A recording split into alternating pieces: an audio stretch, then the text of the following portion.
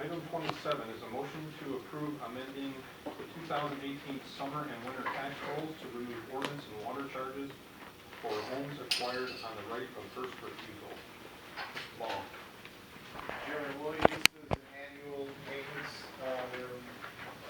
These charges were incurred for transfer of ownership to really transition. If we approve the state statute, we should remove them and refund the charges. Okay, so from what I learned, and correct me if I'm right or wrong, once it goes back to the county, and it comes and the city takes it on the first right of refusal, we have to get rid of those assessments, correct? Yes. Okay, if we didn't take it, then the person that would purchase it from the county would have to pay them. So they would have to go to Jerry. Yeah, that's what I'm saying, it would go through there and all that stuff, correct? Correct. But because the city takes them and then redistributes them, we have to waive it. And if you look at the spreadsheet that was given to you, most of those are, most of the big charges where you'll see 0% homestead. So those investors who are vacant properties that have incurred a large amount of charges. Actually, the two Wilkie addresses, the developer will most likely end up demolishing this summer, and those are where your highest dollar figures are. So it's just really your more problematic homes that have the higher charges. Mr. Chairman. Some of these homes I can see here that are listed on your list, some of these homes that I've seen that also were turned over, there were about 12 homes that have been turned over to other people who bought these homes. And some of these are listed on here. These people, we're going to end up paying them even after they were transferred to somebody else now, after they were sold. Prime example, like 6061 John Daly. These weren't these homes turned over to needy homes originally, and then somebody ended up getting them back? I don't believe 6061. The two John Daly homes were part of the mentorship program. There were three. These homes were never turned over to needy homes at all, or needy homes ended up buying them back from? Yeah. So through the mentorship program, which the administration started, these two homes on John Daly were, and that developer didn't uphold their end of the bargain. They didn't take care of the exteriors right away, so we immediately removed them from the program, and they went right back to realty transition. Who bought them back? Realty transition. So realty transition, our contract, so in other words, you released, are you in charge? Who made the decision to release these 13 locations or 12 locations to other businessmen? You talking about mentorship program with three developers? Well, I'm talking about these homes that ended up Those at two homes in question were, yes, they were. 12 of them. Yeah, there's 12 that was done, and there's others on here. Okay, we This got was- 5936 John Daly. There's only the two John Daly homes on it. They ended up back to realty transition. Now, on these homes here, who made the decision? These homes weren't completed for the contract, were they? Were these homes fixed up and ready and cleared to us for sale, or were they taken off?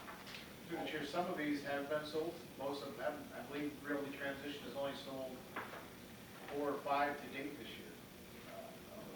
But the ones that were given to needy homes, sold to needy homes, those are the ones that came from the county, right? Through the chair. Under the first refusal to the city. Okay, we paid for them. Correct. We turned around under the contract and we sold them to realty transition. That's correct. Then we turned around, needy homes bought them from us. What I'm saying is, out of these particular homes, there's 12, total of 13. What I'm trying to say, what I'm asking is, out of those homes right there, even those 2 homes, Correct.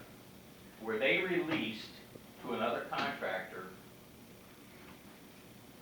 or were they bought by another contractor before they were completed by realty transition?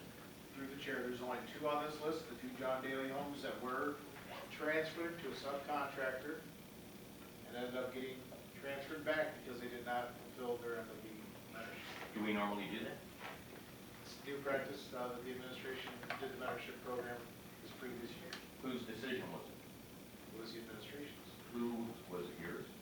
No, not mine. Who, then No. who, I mean, obviously, who's your boss above you? at the time it was Chief of Staff Dickerson. Okay. me, then the contract that this council approved basically was kind of superseded, because he didn't, the homes weren't fixing them up when you gave them to another contractor. He bought them, didn't he?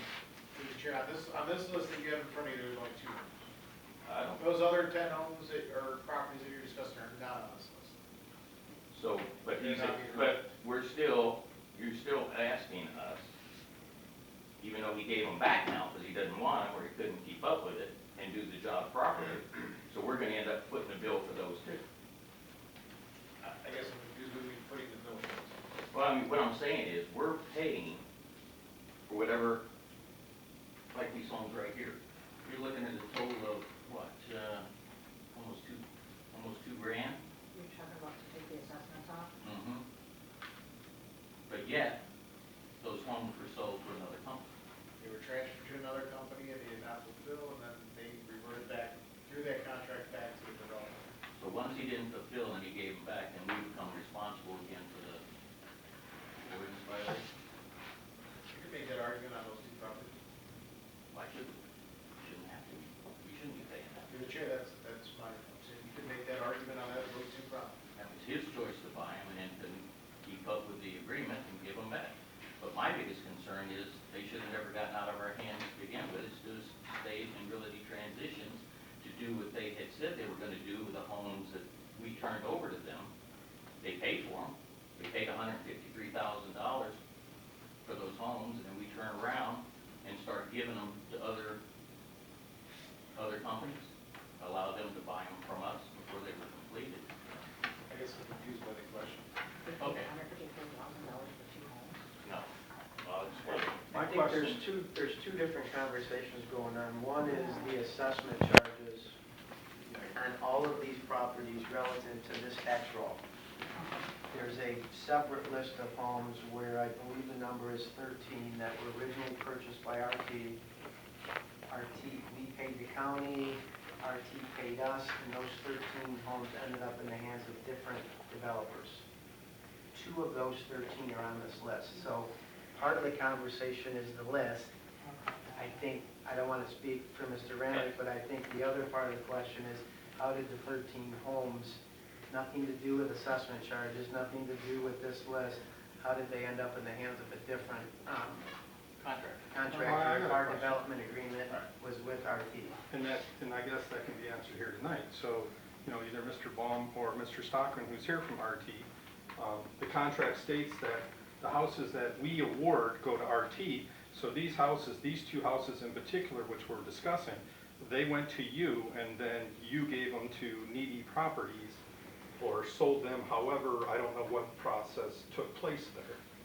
Oh, would you like me to explain the actual process? Absolutely. Yeah, for these 2 homes, the 13 homes that were asked to be assigned, the city came to us, said there are 13 homes, assigned them to these individuals, okay, LLCs, etc.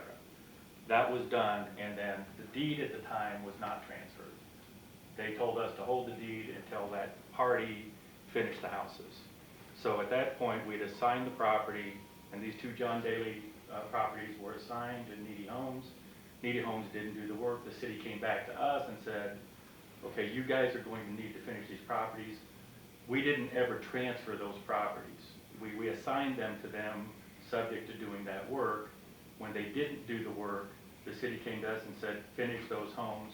So we never, the transfer in terms of the taxes and the assessments, that was never done. These properties were always ours after the city sold them to us.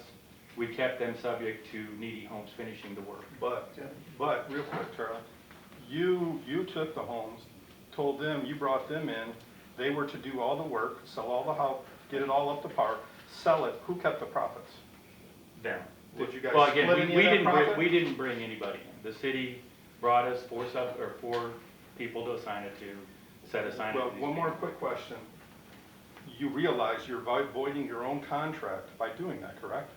Well, we do this subject to the city's instructions. The city comes to us every year on every contract since we started. And what the city says is, like the first year we had 98 properties. The city comes to us and says, there's 3 that need to be demoed, take those off the list. there's two that have, maybe an elderly woman, or there's one that's subject to We litigation. understand that, yeah, Right, that's so, always so been we part of don't the make the process.